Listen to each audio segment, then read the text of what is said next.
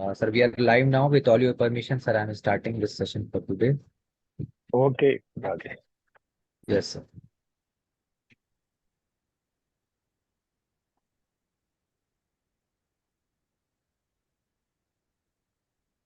Good afternoon, everyone present here. I am Faraz from IGCP Group. Welcome all the participants on today's webinar. Let's welcome today's speaker with great honor, none other than Professor Dr. Sanjeeva Reddy, sir. And let me share some of the achievement of sir. Sir has done MBBS, MD, DGO, and Department of Reproductive Medicine and Surgery at SRMC and RI Chennai. And today he is going to speak on a topic, very important topic. And the topic for today's session is prevention and management of ovarian hyperstimulation syndrome. To more about this topic, I would like to invite sir and hand over this session to sir. Over to you, sir. Stage is yours. You can proceed from there. Thank you, Paras, for your kind introduction. At the outset, I would like to thank the IGCP for inviting me and share some of my thoughts to you. Today, I'm going to speak on ovarian hyperstimulation syndrome, prevention and management. Ovarian hyperstimulation syndrome is an iatrogenic complication of ovulation stimulation. In its severest form, may have serious impact on the patient health and may cause severe morbidity and even mortality.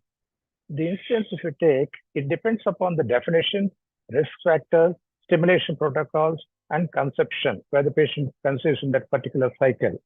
The incidence varies from the mild 8 to 23%, moderate up to 7%, and severe will be luckily it is very less than 5%.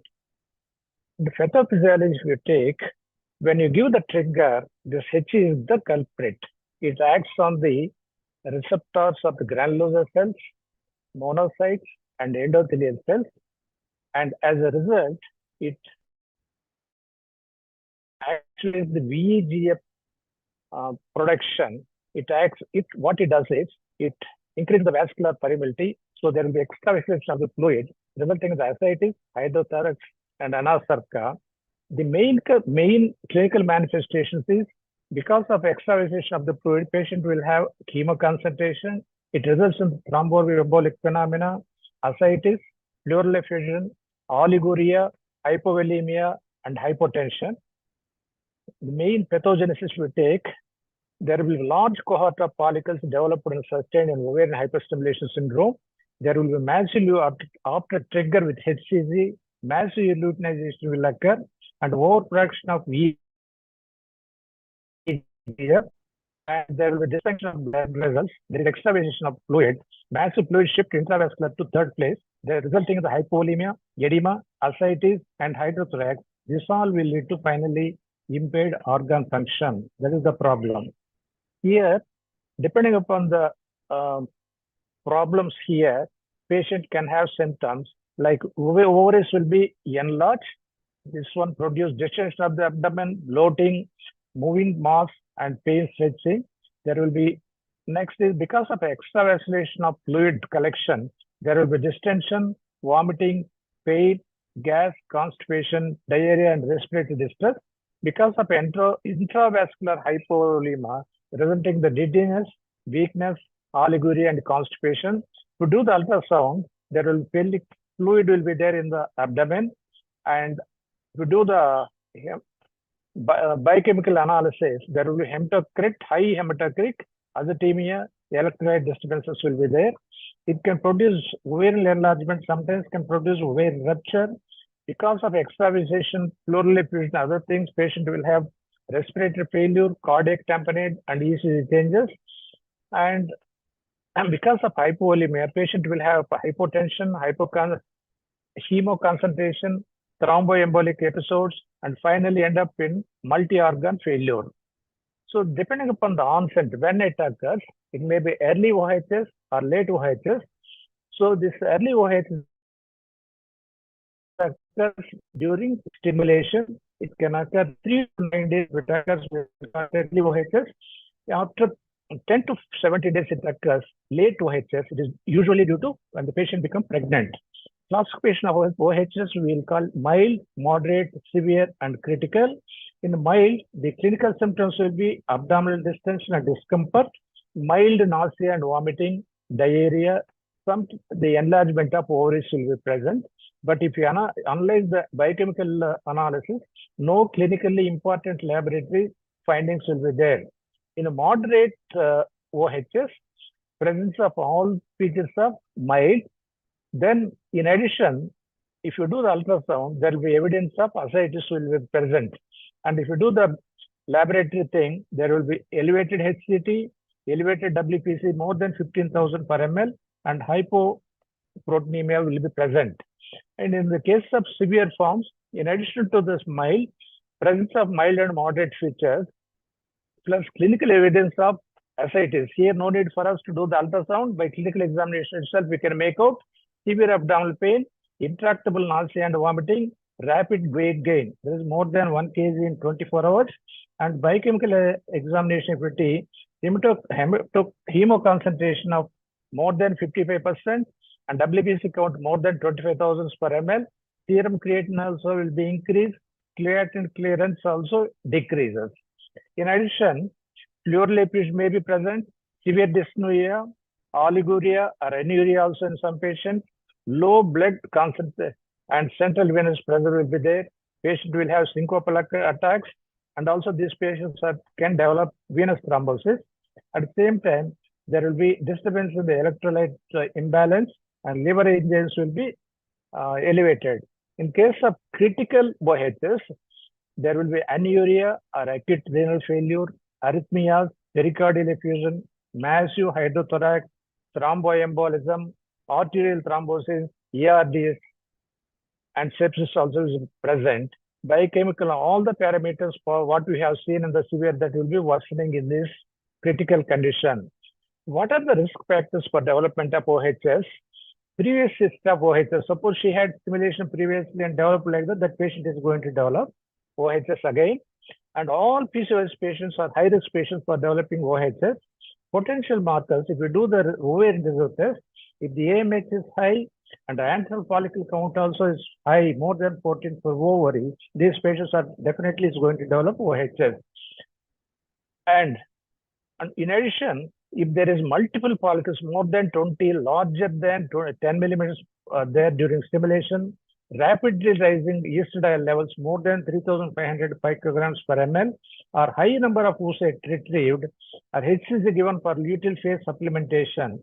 Previously, they were giving luteal phase supplementation. Nowadays, we'll give only progesterone.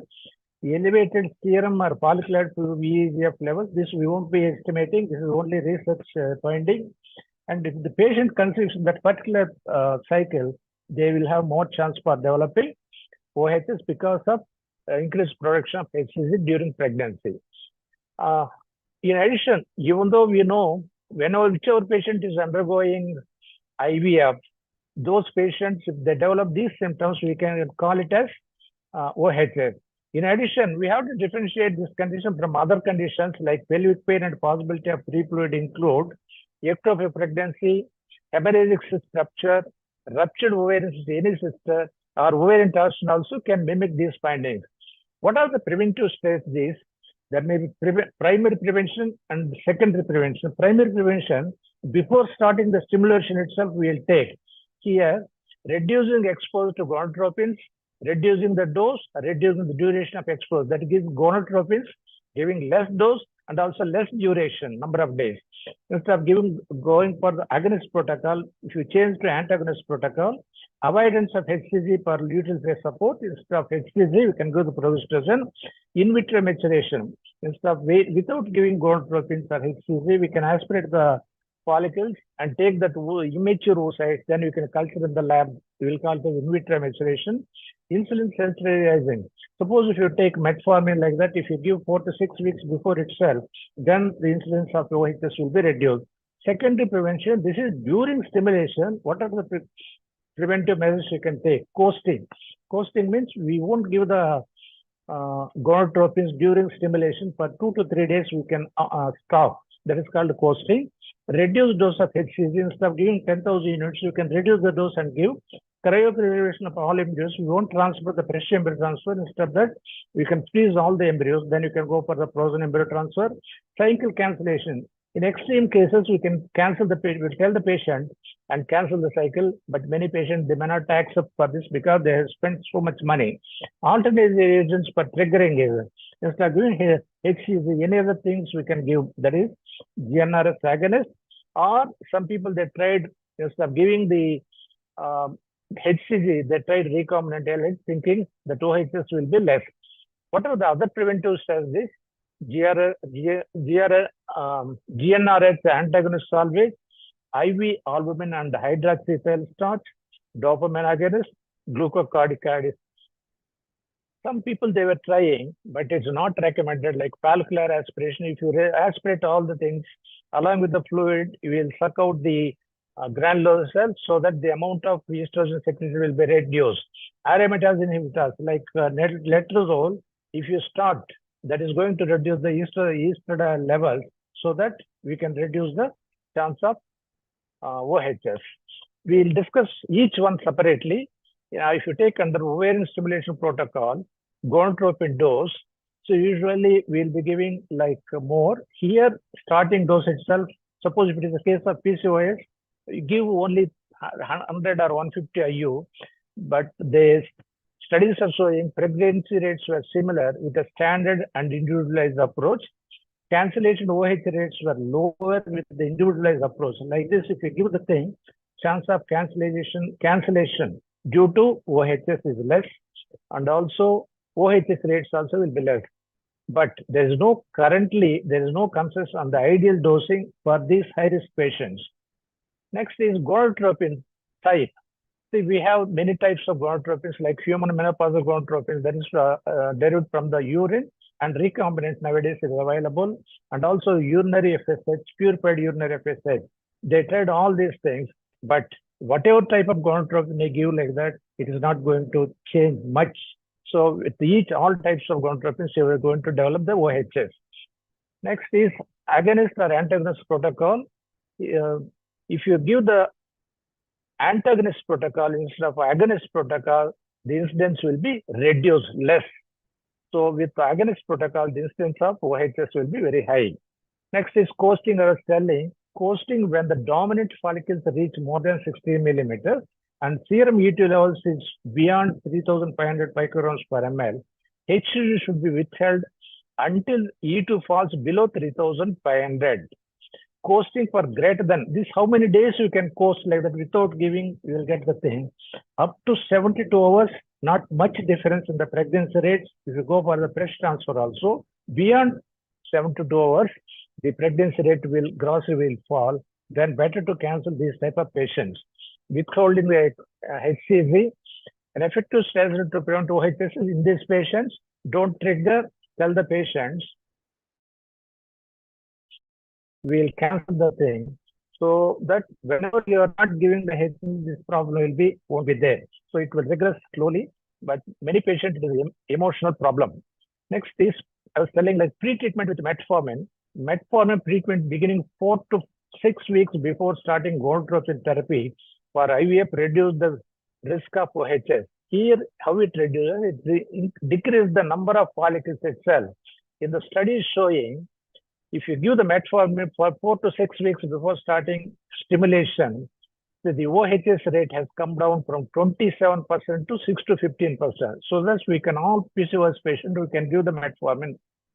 Next, the luteal phase support. Risk of OHS was significantly lower with progesterone. Say if you are giving HCG, the OHS will be very high. So by giving progesterone, we can bring down the OHS. Next is low versus standard dose of HCG. So they tried, instead of giving 10,000, they would try like 5,000, 3,300, 2,500, like that. But the lowest dose is 3,500. If you give, then there won't be any problem. Patient and all follicles, you will get the mature follicle. Utilization will occur. But that dose also produces OHS. So it is not advisable. Next is recombinant LH and recombinant HCG. Here also there is no difference. Same problem patient will get. This is also not helping. Next is GnRH agonist trigger. This is the thing now helping us to reduce the incidence of OHS. Here what we will be doing like that. If it is the antagonist protocol, we can give agonist trigger. In case of agonist protocol, we cannot give. How much you can give? We can give a cetrorelix or triptorelin. Cetrorelix, we can give 2 milligrams, followed by after 12 hours, 1 milligram. Suppose if you are giving, that is leuprolide, if we are giving triptorelin 0.2 milligrams trigger after 12 hours, you can give 0.1 milligram. With this, you can bring down grossly. After that, retrieve the oocytes, make it embryos, then freeze it. Because if we transfer, the pregnancy rate will be very less because the luteal phase will be affected with agonist trigger. In vitro maturation, IVM consists of in vitro conversion of oocyte at the germinal stage to metaphase stage 2. Here we are retrieving these things earlier so that the duration of stimulation and the dose of stimulation also is very less, so that we can retrieve and so that we can reduce the incidence of OHS. But the problem here is with IVM, the number of oocytes we are getting, the fertilization rate and also pregnancy rate will be less. So you should have special lab techniques. But nowadays in some of the labs, they are telling the pregnancy rate is up to normal cycle. Next is embryo cryopreservation. If you transfer this patient, whatever precautions you take, once the patient becomes pregnant in this, there will be very high chance of late OHS. So that instead of that one, freeze the embryos. You can plan it later for frozen embryo transfer. Suppose the patient develops, what you have to do, like this all not working. So we have two methods are there, IV albumin and hydroxyethyl starch. Here showed only borderline decrease in the incidence of severe OHS with albumin. One problem is whatever blood products if you transfer, there is a chance that a patient can get the viral problems and allergic problems. That way you should be very careful if you want to give. Hydroxyethyl starch was associated with a reduction in the OHS rate. The safety of this product has not been well established. It is not that much reducing, but in addition, there are some problems is there. So you should be very careful. Another drug we can give is the dopamine agonist. So this agonist inhibits VEGF receptor phosphorylation so that the OHS can be reduced. So it decreases the vascular permeability also. The dose is 0.5 milligram daily beginning on the day of HCG administration. From that, we'll give for 8 days. It reduces the OHS from 44% to 20%. So this we can give, this is going to help. Next is calcium gluconate. This also will help us. 10% calcium gluconate in 10 ml, that contains 10 ml, it will be there, in 200 ml of saline on the day of oocyte retrieval and day 1 and day 2 after oocyte retrieval under the day of embryo transfer, effectively arrest development of clinical symptoms of mild and moderate OHS, allowing for stable hemodynamics in patients. This we can try. Next is letrozole.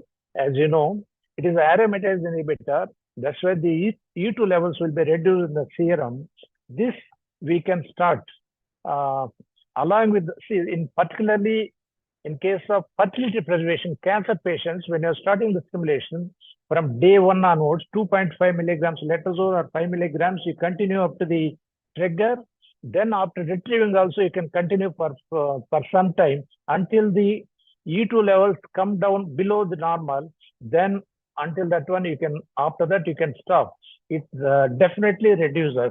You can utilize this letrozole also. Another thing is antagonist after retrieval. See what we will be giving like in antagonist protocol. When you give the trigger, then you will stop off. So here, instead of after retrieval, again you continue the antagonist for 3 to 5 days. It cetrorelix 0.25 milligrams daily for 3 days or 5 days. It brings down the estradiol levels grossly, and no patient is almost, you can say like that, 0%. If you go for the agonist trigger and continue this antagonist, you can bring down the negligible levels of OHS development. This is the two things happen. Best thing for us nowadays. We are never seen anything severe thing. Occasionally, some mild pain, OHS can develop. What are the treatment based on degree of OHS?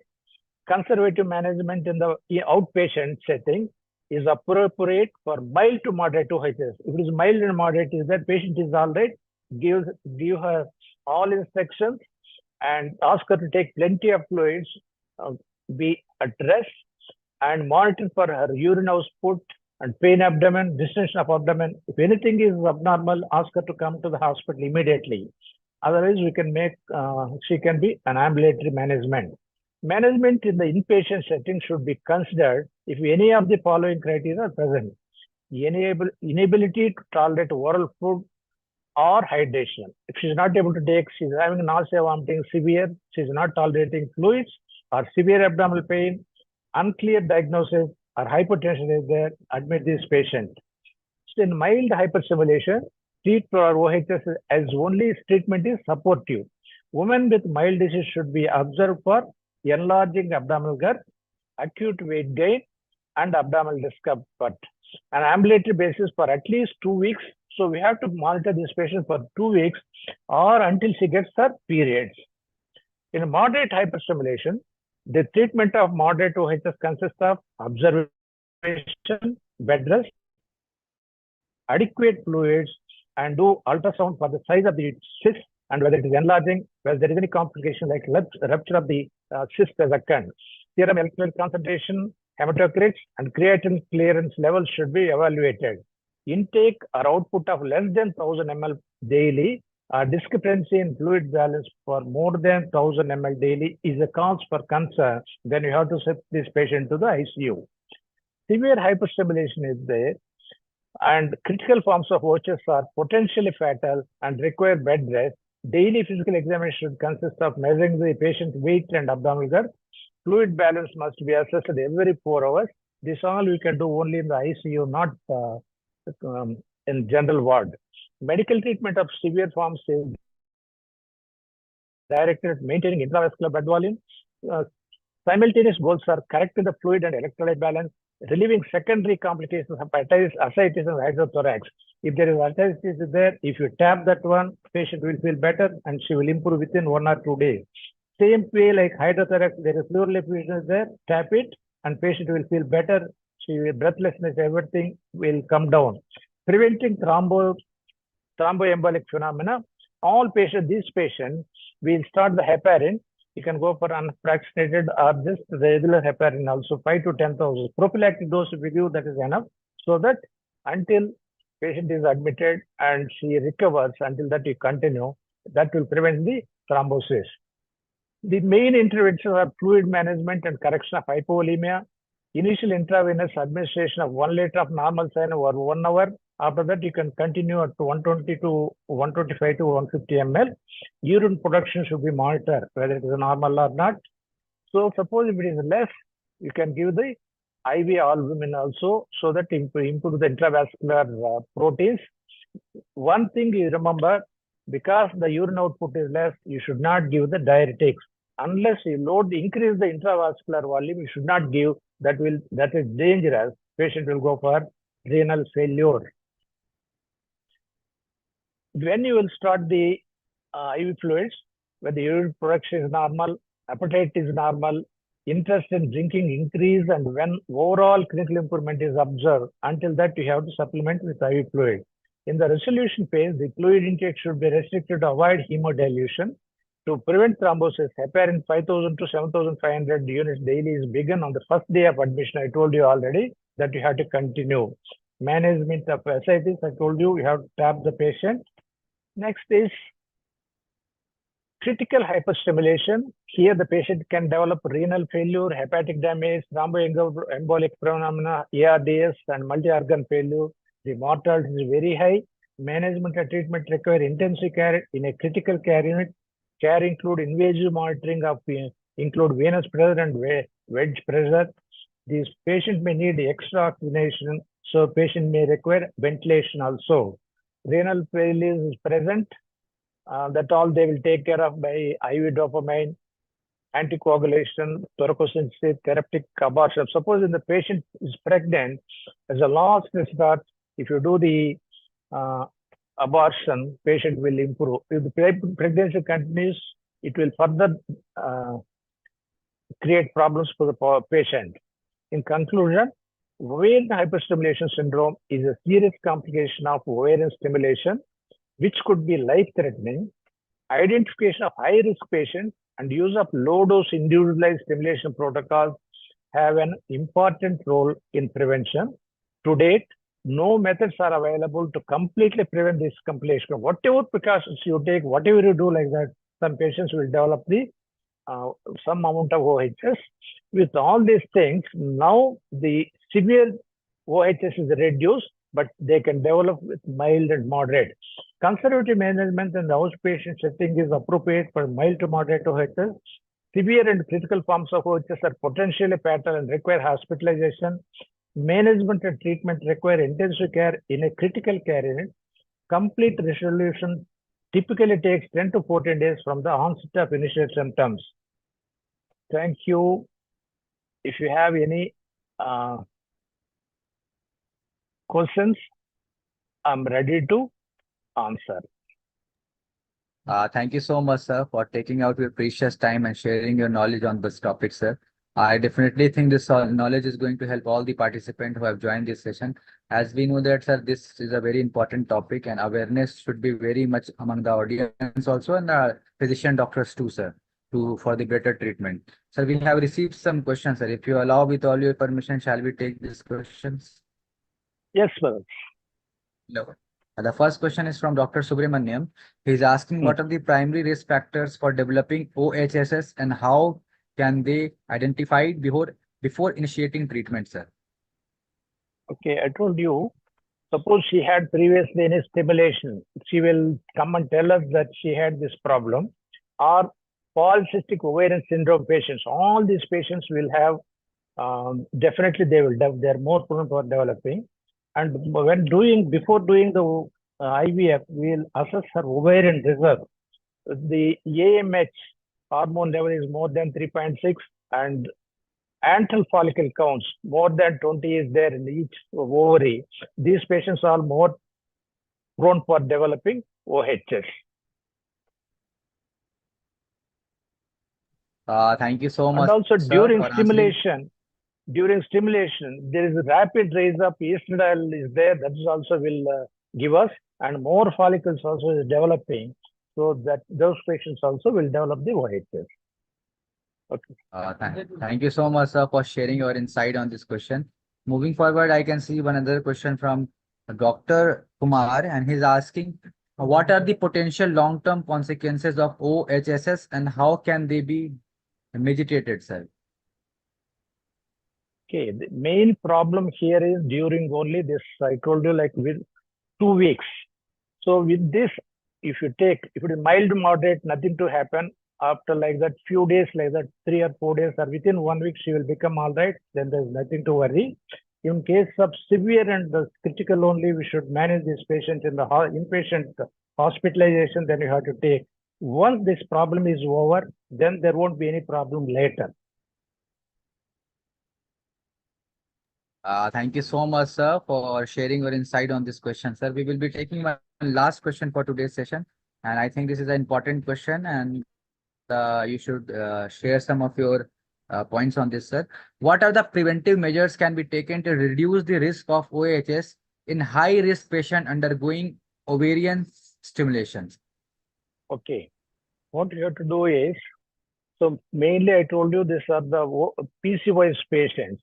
Here, if you start the oral contraceptive pills, previous cycle, so that it decreases the number of follicles and synchronize the follicles also. That's the one thing. Same thing, another thing is, so we have to take the metformin, 500 milligrams 3 times a day, 4 to 6 weeks before itself is start. These are the two things before starting the stimulation. Then during stimulation, with all high-risk patients, we can reduce the dose of gonadotropin, starting dose itself. I told you like that, suppose if the patient is requiring 225 for other patients, Here you can go for the 150 or 100, you can start with that. So that way we can start the lower dose, and also like we can retrieve slightly earlier than the waiting for the, usually we will be waiting for 18 millimeters, 20 millimeters of the leading follicles. Here, before itself, when the leading follicle reaches 16 millimeters itself, other follicles will be around 14 millimeters. There itself, we can retrieve. So the duration of stimulation will be reduced there. Then go for all patients, you should go for the agonist trigger so that the incidence will be reduced. Then from the time of that agonist trigger, start the cabergoline 0.5 milligrams daily, daily once for 8 days. So developed thing, continue the antagonist injections, cetrorelix 0.25 milligrams daily, like 3 to 5 days. That also will reduce. Still, if you have say severe things which is there, you can go for that calcium gluconate also. We can give IV as a suggested level previously. So 10 ml on the day of retrieval, then first day, second day, and mostly this we won't transfer, freeze all the embryos, then you can plan for the frozen embryo transfer. With this, you can reduce completely, we can abolish the OHS. Thank you so much, sir. You have answered really well, sir. I hope that, sir, you have done justice to this topic, sir, and you have cleared all the doubts of the patients as well as the doctors who have joined for the important topic for today's webinar, sir. I can see, sir, there is no more further question. With all your permission, shall we conclude this session for today? Yes, Parag. Thank you for Okay, thank you so much. Take care, sir. It was really nice to have you, and I hope, sir, in future also we will take forward